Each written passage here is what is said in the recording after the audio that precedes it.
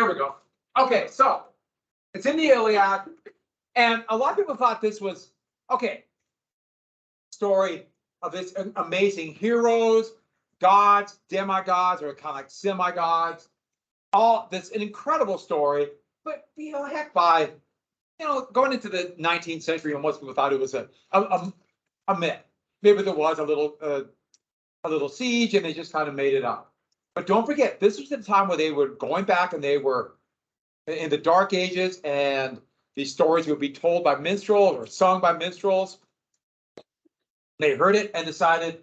And the thing is, a one-year siege is kind of boring. But if you're telling a story, don't you want to make it exciting? And people who tell stories embellish.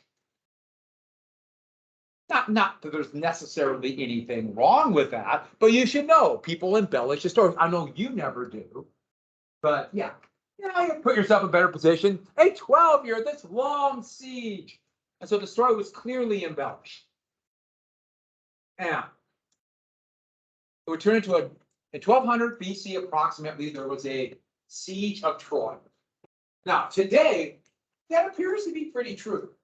But this go on to be a multi-year siege. There appears to be many battles, trade wars between the Minoans, the Mysians, Ionians.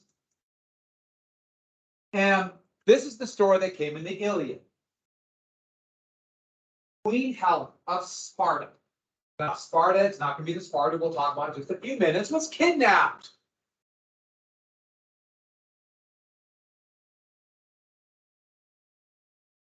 And brought to Troy.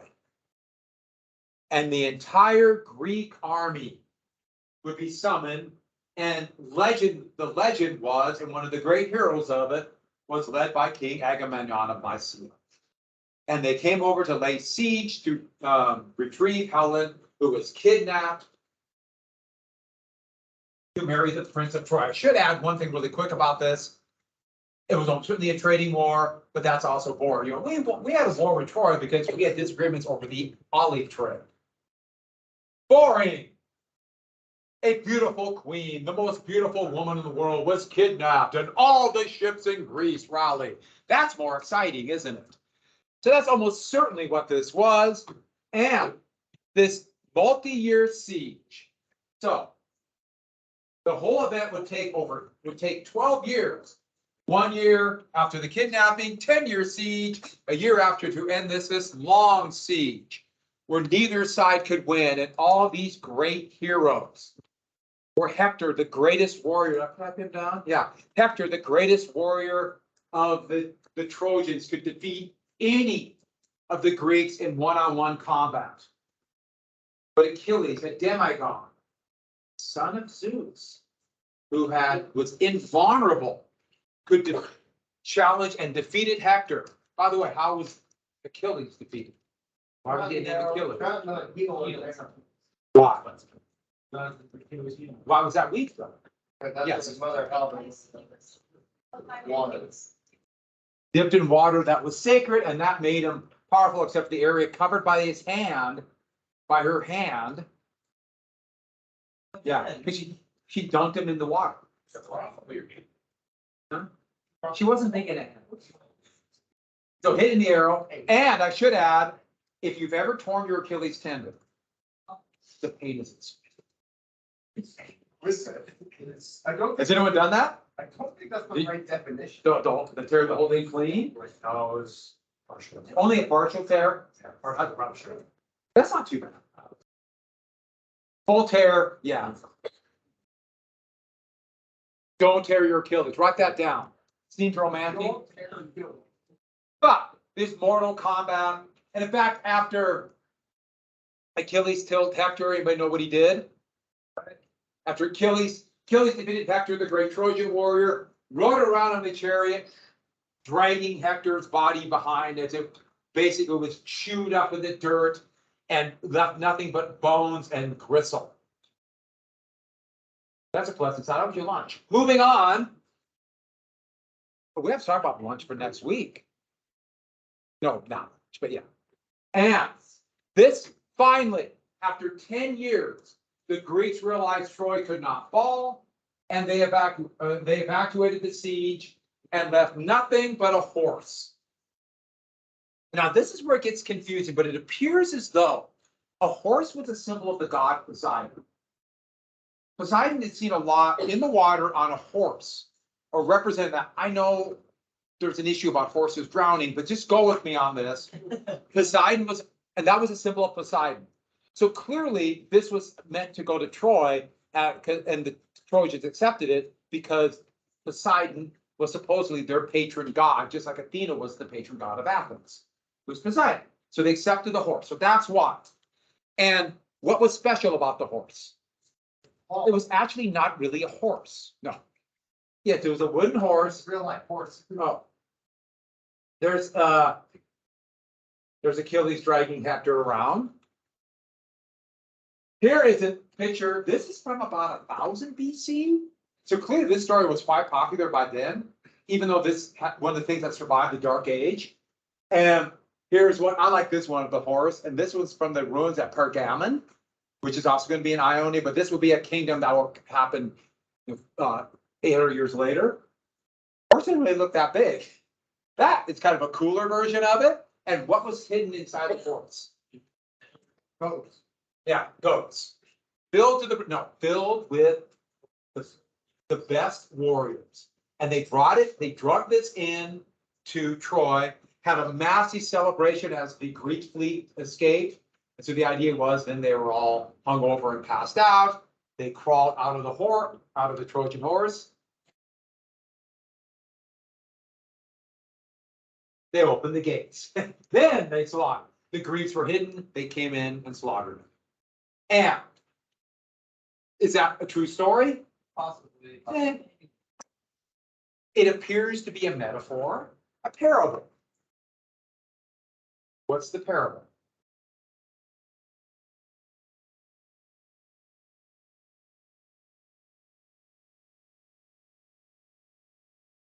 Do not trust your enemies and their gifts. There are consequences for their actions. Do not trust them. So, do not trust me when I give you a gift. Oh no, you can trust me, I'm your friend. Do not trust. And so, great story though. That's the Trojan War. Did this happen? Yeah. It appears like there was something like this. So before even the term archaeologist was around, there was a couple of German archaeologists before there was a Germany.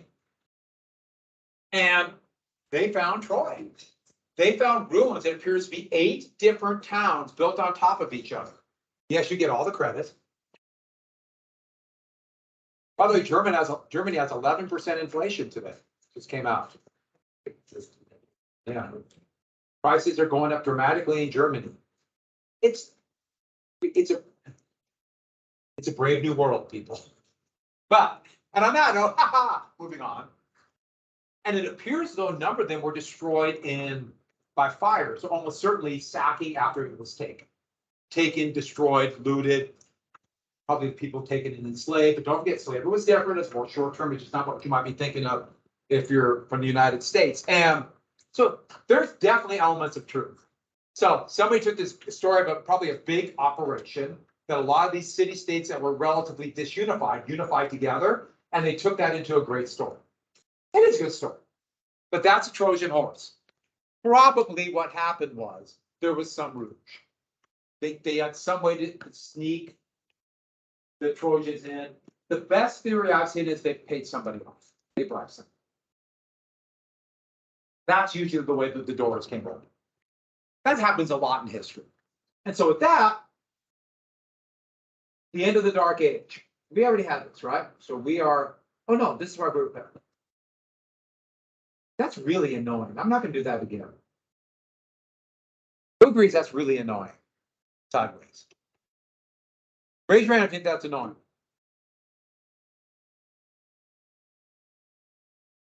I'm going to have to change it. If a lot of you thought it was annoying, I'd just keep it up there to be annoying. But at the end of the Dark Ages, Phoenician merchants started trading. You start seeing this connection with it as the invaders. A better way to look at it is they kind of assimilated or joined the culture. The Greeks adopted the Phoenician alphabet and slowly adapted it to their own. And I showed you this when we had the last unit. And you're getting closer and closer to the Greek alphabet would go to the Etruscans, and that would be the basis of the Latin alphabet.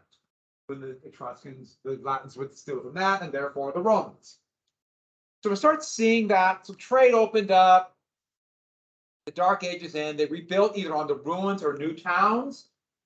But the big thing is this trade would open up. Other products would come in. The realization that we're better off trading with each other and hopefully all benefiting. Comparative advantage. Remember that term where one person does something better than another one? Comparative advantage than killing each other. Oh, these are Greeks. They'll get back to killing. And so Athens and Sparta, even though they'd be other very powerful city-states, they would become the two most powerful. And you would see kind of the orbits of Athens and Sparta would be around that. And this eventually, as these city-states began to develop, there was limited land there. So just like the Phoenicians who were limited along the coast here, and they began to colonize, the Greeks also began to colonize at this time. So for example, Sparta is going to come here to a place called, now I say it like somebody from the United States, Syracuse, and that's in Sicily today. And that's will be a Spartan colony, and so on. They're going to go up into Italy and bounce all over. You have the weird thing, we're going to have Greeks and from Carthage colonize Sicily. And the big thing is using navigational tools started with Sparta, with the Phoenicians, but perfected in Ionia. Thales of Ionia, and there's supposedly Thales, but it could just be, this is Thales, so why not? I wasn't a personal friend of Thales. But this is one of the navigational charts, and it also involves a calendar. But Thales was a mathematician. And okay, on the open sea, they couldn't, they just hope, they would just point and hope. They knew about the sun. They could navigate a little bit off the sun. This is pre-compass. So a lot of it was really just, yeah, keep the sun to your south. Keep the sun on one side or the other, depending on which direction you're going, or go into the sun or away from the sun and hope for the best. And then every night, trouble. If you have to leave the side of the coast. That's why every night, basically, they would have to beach the ships and stop. But he used navigation. And the navigation aids, they set up basically pylons along the coastline of Ionia. These big poles. And on board the ship, you would find these poles. These poles would be there. And they would use that to navigate. And what they did is, they knew the distance between any two poles.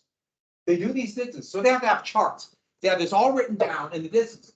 Because it might be a little bit different, because for obvious reasons, they couldn't get a pole everywhere. And they also do on the chart another pole behind. So if you do 3 corners, you can make a right triangle. And therefore, they knew the size of this right triangle. More importantly, they knew the hypotenuse. Yes, that's a reason why Pythagorean's theorem would become invented by the Pythagoreans, this weird society in Greece that worship beans. But yes, they worship beans. But they came up with the Pythagorean theorem because of this, to measure the hypotenuse. This was such an important part. And here's the thing. If you know you're sitting here where the boat is, and you can measure this line right here, it would measure through from one pole to another. If you can do that, figure out this angle, have a straight line hypotenuse. This angle, therefore, you know this is the right angle, you know this angle, you know this angle, you can measure that. You can measure that. And that's why they did it, using triangles. So you can measure distance. Now that might seem very haphazard and difficult and time consuming, but it's better than not knowing. Now you might be thinking, why do you need to know that? Well, what if there are shoals? You know what I mean when I say shoals? Shoals are rocky um, protrusion, rocky outcrops in the water. They're not quite surface, but they're right below the water. You can't see them, but it's under the water. And what if you hit with a ship? They're all along the shore. These shoals would destroy you, destroy everything. So you have to know where they're at. If you know the distance between yourself and the water or the shore, you can figure out where it is. I should add, since I mentioned shoals, there are all kinds of shoals here. South China Sea, all kinds of shoals. Anybody know what's happening right now? Huh? Yeah, China is literally making islands. So they're just dumping a bunch of dirt and cement and then saying this is our island, so we claim it. So this area that was open sea now, China's saying it's ours. They're putting naval bases for them. And this is a direct. It's a sea of us to the security of Philippines and the Philippines. And if there's going to be a war, even more than China invaded Taiwan. Shoals. Yeah, just one of those little things. Now, see, branched out to different areas. So, there's a trireme. We know what that is. I love this one. I love when they put the eyes here. How fast do these babies go? 8 to 9 knots. 10 yachts. And how do they come up with a knot?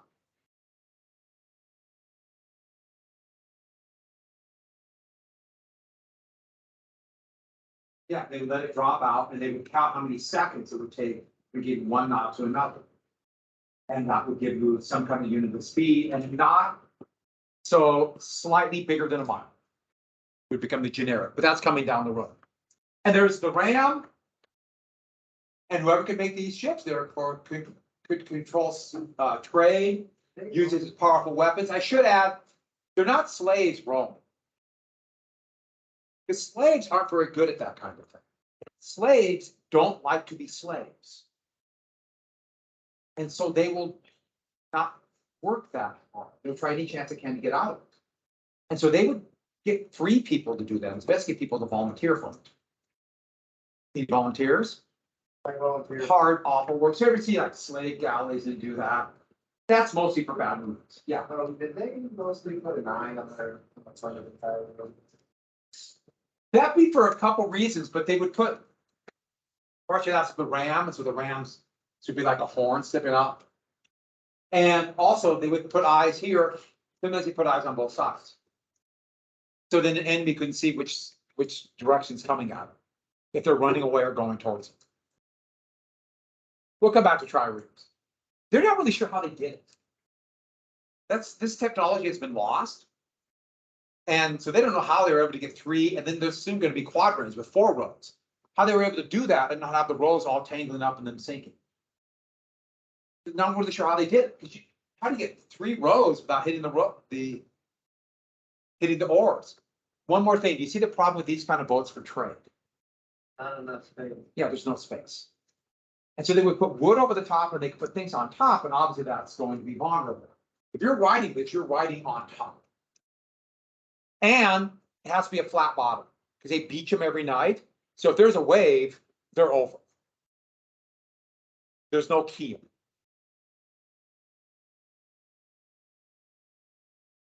Yep. And so here's the Greek polis that would form as it begins to stabilize around 800. So the polis is going to be a city-state. So like the city-states of Sumeria. A city, that means the actual state is like the city. The country, maybe the little area around the countryside. It's not a bunch of cities necessarily coming together. That's coming, obviously. And there's still a few city-states around here, like Singapore. But the Acropolis, as we saw, we had this in the quiz, the highest center. And the big thing was, why the height? The first place would be for fortification. You build a fort up there, that's a place to hold out in case of attack, even in a walled city. But then eventually, as this is the place where the king would hang, or the leaders would hang out because they wanted to be protected, that would be where the temples would be. Thus, the Parthenon. And the Agora would be this marketplace in the middle. Meeting place, big open areas that would have markets and stalls where individual little people would sell their farm goods, what they made themselves, and it's all done by hand. There'd be fast food, get a rat on a stick or things like that. And yeah, traditional Greek food, rats, things like that on a stick. Right? Isn't that? Yeah, I hope so. What you guys saw on the truck, right? Rat, gopher. And, but this is where in Rome, they will copy this, and this will be called the Forum. A forum, the meeting place, and this is just kind of the center of civilization. And that's why, if you ever heard agoraphobia, those are people with the fear of open spaces, because that's the open space. That's where that comes from. I know people like this. There's open space with a lot of people. It kind of bothers them. That's why Eastern Montana, especially northeastern Montana around Plentywood, perfect. Go there. Has anyone been there? The sky never ends. It goes on forever. So, Athens and Sparta, then the key areas. This would be the centers of trade, wealth, or military combat. And the new society of Greece would kind of form around there. And that is a Spartan warrior. A little stylized, but what the heck? So they would form around this. So let's do Athens. Why did I put Athens and Sparta again? In case you weren't clear, I wrote it again. Yeah, in case you did. I must have been, oh God, better put Athens and Sparta, even though I wrote that for the title page. But you must have thought we must have forgotten that. It was a long time ago. So let's get to Sparta. So Lachidae, he was the original Spartan king, son of Zeus, married Sparta, and created Sparta. That's the myth. But so the Lacedaemonian or Lacedaemon, that would be another name for Sparta. And that is here with the Peloponnesian Peninsula. And one of the main goals are, we have limited amount of land, limited land for arable land. So true Spartans must know how to fight and protect that land. And those with the wealth begin to organize a society where they can protect their land by convincing all other free people to defend it. There's limited arable land. It's rocky. That's a little bit of Sparta that's left. Sparta would fall apart. There'd be still people living there up to about 600 AD. And what they did is they organized soldiers, and everybody in Greece would copy this. And there's definitely a legacy from Sumeria that was spread to the Phoenicians, to them, a little bit from Egypt, the hoplites. And hoplites are infantry, ground soldiers, and these were citizens. They were free men, and they had to have money because they bought their own gear. Every Greek city would do this. Sparta would be the best at it. They had to afford, in fact, the thing was the shield. And for Sparta, the shield was your symbol. And if you died, you were brought home in that shield. It was a very important moment. The shield was saved to save your name and your legacy. And bronze and iron. So the shield would be wood, iron handles, and then you'd cover with bands of iron or bronze. The greaves, a very important point. The shield can only be so big. If you're gonna have an iron shield, can you imagine how heavy that would be if it would cover your entire length? And so, what are greaves? You know? Yeah, the shin protectors. So you see those in the white? Because, can you think of a better target if you're close, 4 feet away from somebody fighting? They got a shield. You get their ankles, they can't fight. Not only that, they might not be dead in the fight. So that means somebody has to help them, or 2 or 3 people. Shins are major targets. And so, and then the shield there, some kind of, the big thing is covering right up here, a little bit down right here, and then on the back, because you're not protected by the back. A little bit of protection. And this would be leather and bronze, and then of course the helmet. And helmet, the more expensive ones cover the face. It's not enough to give you complete protection, but as you can see this helmet right there, it gives you some protection. You see in some of the early hoplites, it would just be kind of an iron cap, so they look almost like a helmet today. Just tin pot helmet. I have a World War II era helmet somewhere over there, looks something like that, but eventually more elaborate. That means you need somebody who knows how to make these things. That's why you need a surplus of food and somebody forced to make this for the soldiers. They make them. And that is on pottery. And that is supposedly a Spartan warrior. They have two weapons, a sword and a spear. That's with the sword. And their main body would be just that, something that started with the Sumerians and moved to Egypt, the Hittites, and the Greeks, the phalanx. But they would take the phalanx to the next level.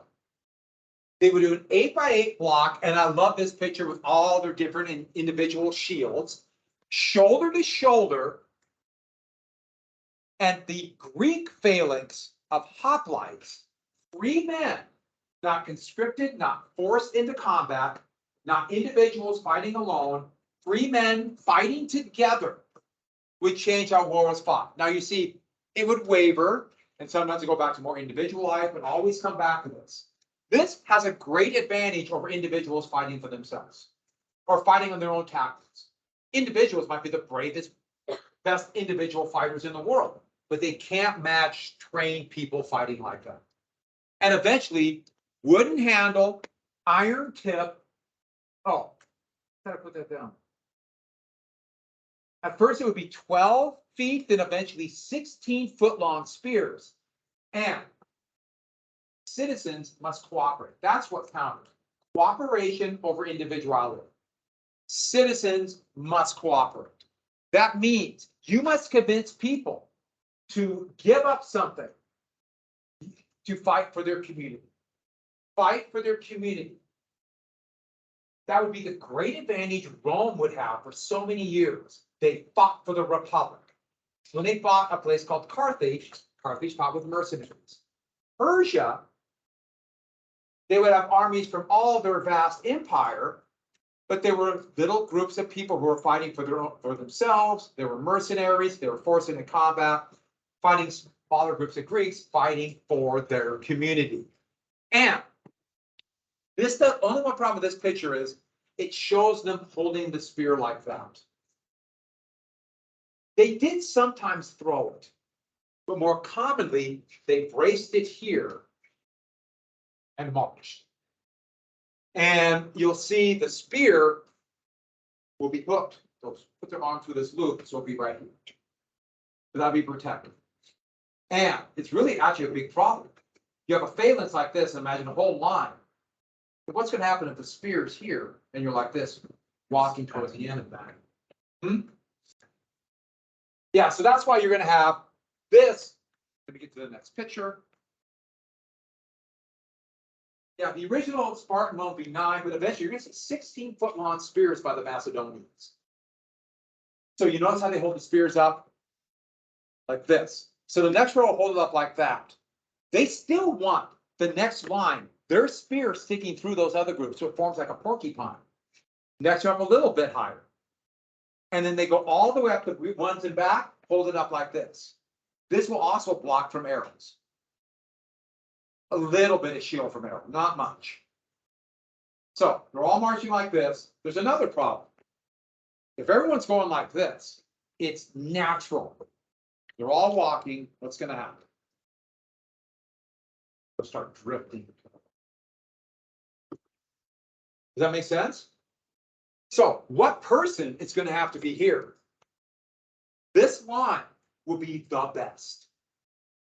The best. Okay, what are they best at? Keeping straight. You ever heard the term, "It's my right hand man"? That's why. Right hand, they keep you going straight. That's where the king puts their best. We will come back to that idea. Right hand. By the way, if you're left-handed, you're not, you're right-handed. Right, everyone got that? Anyone here left-handed? Okay, we will beat that out of you, and you will be what? You're not wrong-handed, you're right-handed, right? Huh? That's what they do, like, Yeah, that's what the young people do. get it up and the extra stuff. Yeah, it wasn't until like we lived in the 1950s. Even in the 1960s, they would, if you're left-handed, in school, they would, no, try to learn how to write correctly. And so who's left-handed again? Where do you two sit? Cahoots together. There's a conspiracy of left-handed people in this classroom. And I would argue there's something wrong with left-handed people. It's my brother's left-handed. That's all I'm gonna say. Moving on. Yeah, I'm not surprised about your grandpa. Back to this then. One more thing. Where do you want to be in this line if you're in a phalanx? How do they deal with people in the back? So what they would do is this. They're behind, usually by drum. They want everyone. Why do you think armies march in step? Because of the pikes. They want everyone to march in step. If you're out of step and you trip, I think you see a problem. So you're beating a drum, or they'll have a whistle. Whistle actually be done pretty common by eventually, like the Romans would call a centurion, where they think like a sergeant. And they have a whistle, and they'd be in combat for a little bit, and they would blow the whistle, and they would rotate. And the person in the front, because you only be in combat, you can only be up front for so long, you're just being totally exhausted. They would switch, and they have to have enough room for the man in front to go run back to the back of the phalanx. And the next group would step up. So that's how they do it. Blow the whistle, they switch. Which makes sense. Always had to be kind of scary when you're like the third. No, I'm second. Okay, here we go. Yeah, but that's the way they go. So it's kind of one of those things like, wait a minute, how did that? Well, that's how they did it. And this will come to effect. We'll see this tomorrow in decisive battles, where Greek hoplites using a phalanx, but this is going to be Athens, will defeat a much larger Persian force because they could keep their lines together. And the Persians foolishly fought on nice flat ground. This works on flat ground. What does a hill do? Makes it difficult. Or a creek, or a road, or just even a tree. And so you want to get these in areas where they can't fight, uneven ground. And you might see one other problem. Phalanxes are really good this way, aren't they? What if the enemy attacks from here, the flank? So you have to protect the flanks. I mean, there's certain weaknesses. Who would find those weaknesses? The Romans. The Romans would figure out a way to use superior mobility to get around them while using some of the phalanx tactics. So that's a phalanx. We will do the phalanx tomorrow in class. We will get the pikes and we'll show you between periods how a phalanx will clear a hallway like that. So Sparta then, what they did is once they started this military state, they conquered their neighbors and they captured, or by debt, people became their slaves called the helots. And they were horribly mistreated. So while the Spartans, young men, could learn how to fight and die essentially, and claim they're fighting for freedom and independence, everything was done by horrifically mistreated slaves. And a lot of societies who have slaves would do the same thing. I can't be thinking of anyone right now, but I do teach American history. Moving on. So like Lycurgus, he would be known as kind of setting up the Spartan state, aka the lawgiver. And what they did is they divided up the land amongst a few of the elite. Here's Lycurgus. This is in that's in the Louvre, the Louvre in Paris. But supposedly here, yeah, that was the Greeks were really obsessed with very muscular people that idealized, and then they do that in the Renaissance, so it's always kind of funny to me. They came up with an iron money. Why iron? What was everybody else using? And so their officials would not be bribed because they wouldn't accept gold and silver. So therefore, other places that wanted gold and city-states could be bribed. This is probably a good indication that places like Troy, they fell because somebody was bribed with gold. Iron and bribe. Of course, you could bribe with iron, but nobody else wanted iron for that reason. Iron's not a good currency. That would keep them from being bribed. And then women had great influence behind the scenes. Men, this was a patriarchy. Men were still dominant, but women had very much control, including women would lead the procession into the Olympics. Women were some of their best athletes and would compete. It was more of an advisor. It was different than athletes, let's say. Huh? Bull leaping was kind of out of fashion. But that's actually the Minoan, it got to Italy and the Etruscans did. And so it's no coincidence that bullfighting would take, that would go through the Mediterranean world. The Phoenicians got and went into what is now Spain. If you go to like southern France, it's different bullfighting than Spain, but it's still bullfighting. And to keep one person from getting too powerful, there'd be twin kings called ephors. Two kings. The diagram would be two kings, they'd be responsible for the army. And then the army. Oh, I'm sorry, the ephor. I jumped the gun. Twin kings. The ephors were like judges. The ephors are like judges. I'm sorry. The ephors are like judges who would be the final arbiter of right or wrong. And so they can overrule actions by the kings, but no one king is going to be too strong. So, for example, we're going to watch the 300 Spartans, and the Spartans are going to send troops or one king wants to send troops to stop Persia, the other king doesn't. So they don't send that many troops. And we'll see that. And then basically just a few elders and the big landholders will rule, an oligarchy ruled by a few. That is Sparta, a military state run by a few. Army controlled here. The army would kind of decide the ephors, but the ephors were ultimately judged and they could rule on the king. And then here's all the slaves.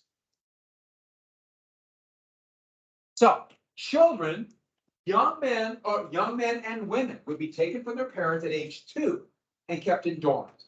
Women would be taught. It's part of the reason why women would have decision-making skills, because they had a much more broad education. Because what were young men taught to be? Chiefs and thieves. So they broke them off into dorms, while the young boys would be separate. The vast majority of people lived in Sparta were helots, so it wasn't like that. Men at 12 fend for themselves. They're literally sent out. You're an adult and you go out. And they would have an older mentor. It was kind of a weird little thing. It's hard to describe, but they would teach them how to fend for themselves, basically to learn how to become a warrior. And then at 16, they're sent out into the countryside, literally to live like a wolf. And they are supposed to hunt on their own, take food from others. In fact, they would be rewarded for killing helots. And so they would murder helots to steal their food. And if they didn't kill helots, they were considered to not be a true soldier. That shows you a little reason why the helots always complain. Here is from the movie 300 Spartans of the Spartan line. And out of this are going to come these incredibly trained, rather warped, kind of mentally ill warriors. There won't be that many, but they'll be really hard to fight. Because the helots will be regular, in other places will be regular citizens. Sparta, it's these people. And let's be honest, they're not normal. It's not normal.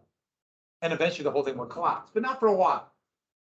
And so their competition would be Athens. And Athens, this is classical Athens. This is a more classical look at Athens with all the all the Greek ruins. But ironically, it's when the Emperor Hadrian of the Roman Empire lived there. And this just absorbed. He loved Greece. Hadrian's one of the great Roman emperors. Great as an effective, not like a good person. Athens, the area around is called Attica, and they're going to make a walled city around a very high hill. Elements of the wall are still there. I have not been to Athens. I really want to go. Hint, start raising money right now. And think about it, I have certain expectations. 5-star hotels. Right? Are you with me, right? And one ideas out. Wait, I filmed that. You would never do that. And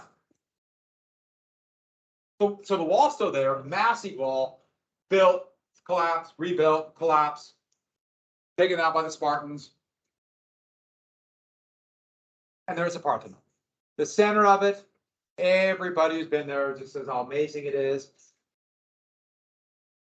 And you have not been there, right? And it's right across. Just hop over the Adriatic, you're right there. So Athens at first with oligarchs and tyrants. And they were incredible, vast inequalities. And it was sometime under a tyrant. Now, tyrant just means a dictator. It doesn't necessarily mean they're bad, but when we heard the word tyrant, we think of somebody who rules with an iron fist and takes away rights. Under Draco, there was a rebellion of those on the bottom. They had debt, they had to work off their debt by becoming slaves. If you're a slave, you can never pay back your debt, so you become even more debt. And therefore, those on top got wealthier and wealthier. This is going to be a common thing. Also, this is going to happen in the Roman Empire. You're going to see it in the colonial America. Rebellions of those on the bottom that are just being, basically just well sucked out of them. Who knows about today? And eventually, Draco would not solve that problem, but would come up with a leader called an archon, would be a leader for 1 year. And so the idea was, okay, we'll rotate the tyrants. That was seen as a big step, but did not solve anything. The peasants still had crushing debt. I want to be clear about it. Debt would lead to pay off your debt and you become a slave. If those of you who have taken American history, remember way back when in American history, what did they call those people whose life was so miserable in England, they were willing to become a slave for 7 years? Indentured servants. Yeah, literally, that shows you how bad life must have been. But here, to pay off a debt. I should add the vast majority of African slaves who came to the New World were almost certainly debt slaves who did not realize they were going to be sold to slavery on the offshore and then sent to the New World. Eventually have permanent slavery. So on that note, on slavery, debt peonage is the term for it. That's real quick. Went through a lot today. The reason why is very quickly set up the Persian Wars. I'll do democracy and stuff on Monday. We'll do the Persian War because we're going to watch the Battle of Marathon. And I'm not going to lie to you. These society battles are both humorous and really good. Unfortunately, they end with the Roman Empire. There was only one season. No one watched it. It's on the History Channel. Don't watch about it. Ancient Aliens is crazy. I don't understand. And that strange big-haired guy. Who has seen Ancient Aliens? I've seen like one episode and I gave up. Well, they're fun. I mean, that's what we're doing. Conspiracy theories and special thoughts. Conspiracy theories are fun. Oh, they know there's aliens.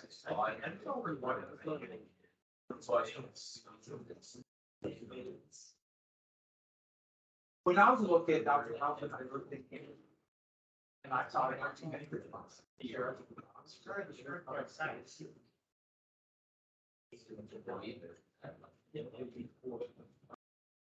It seems believable if you don't know it. Oh, reading.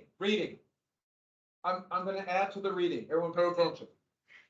So you have to read, I'm also gonna assign section 4. 3 and 4. They're pretty big sections, but I'll make the quiz on Tuesday. Chapter 4, sections 3 and 4, due on Tuesday. And let's have a little bit more. You guys are smart, right? Also chapters 18, 19, and 20, okay? Did you get that?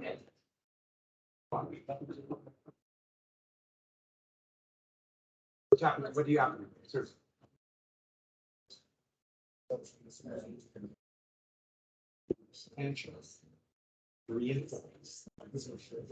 Sections 3 and 4 due on Tuesday.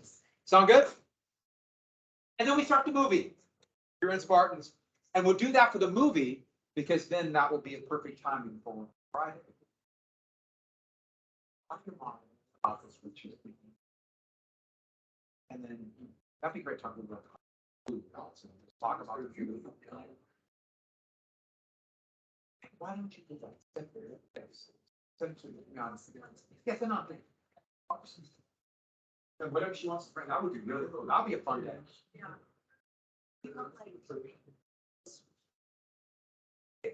What if she's most comfortable doing? But that, I think that was. Huh? I do.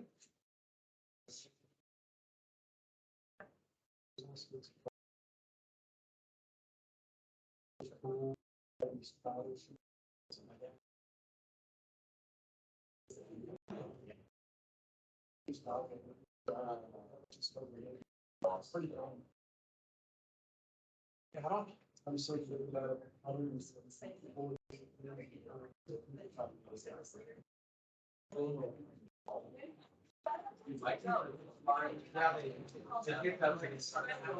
You got 45 to 30.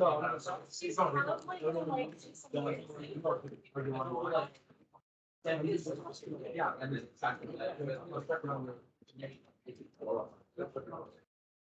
We can sell you. That's why you're free. See you, goodbye, everybody. We'll see you. Yeah. It's so tight. Think about, they would. That's what I was saying. I can find. Imagine playing on a hot September day and it's in the summer.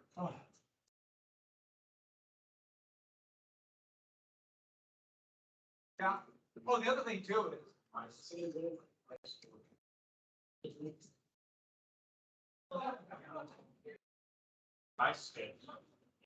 Yeah, fine.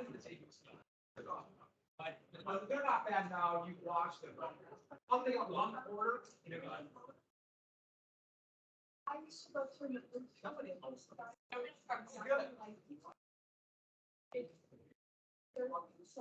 It's going well, I'm enjoying it. I'm enjoying the presentations a lot. They always take longer than I think, but that's okay. Nothing wrong with that. The great thing about special topics is we don't have to meet to a certain point. We've got 3 tests. We literally can kind of do whatever.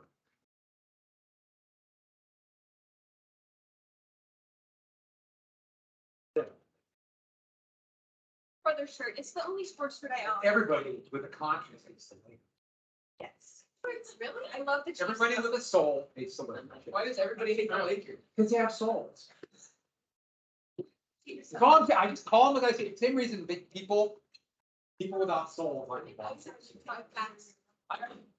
Who doesn't have a soul? You like. Broncos are My Lakers. brother's Listen, shirt. listen, Oh, I'm like a the Utah fact, I Jazz hate fan. Aaron Rodgers. We all. Every time I Utah get Jazz Aaron fan. Robbins, I get They so suck. confused about talking. No, Aaron Rodgers. I like Aaron Rodgers. I like that one, that's kind of cool. For any hockey uniform. Yeah. Any hockey uniform. I like the little braids. Very, very cool. Yes. No one is about it. Remember, I was alive then. Yeah, well, like, Partridge. I would be gone. I'm very upset. I got a little warning, but Yeah. I know because your brother's in my class. The champ sad. Huh? So sad. What's that? What's What are we doing? No one else- We like Pittsburgh. I want to get one. Right.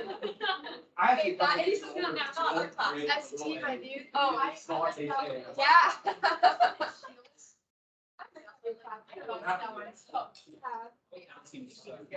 Yeah, most of us have the more modern, and I like the old one in the seventies.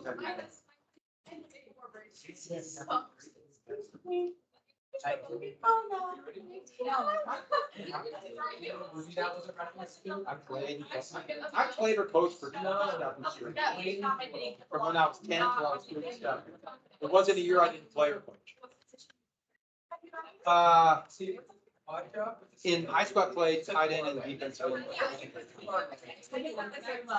Oh, it's best. Because we have to be the smart. Wow.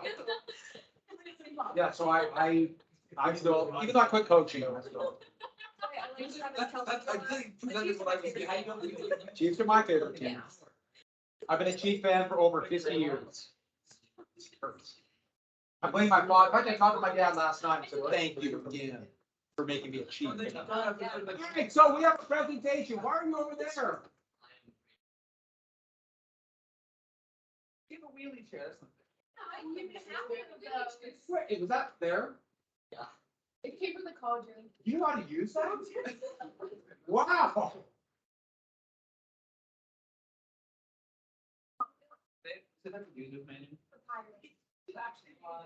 Okay, so we start with the presentations and we'll go to there.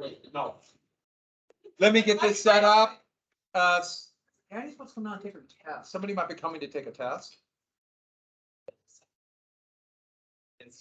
Honestly, so I know she probably. So. What's the test on? What's the test over there? Independence. I remember that. Well, here. Let's go and start. If you come, we'll worry about it. Huh?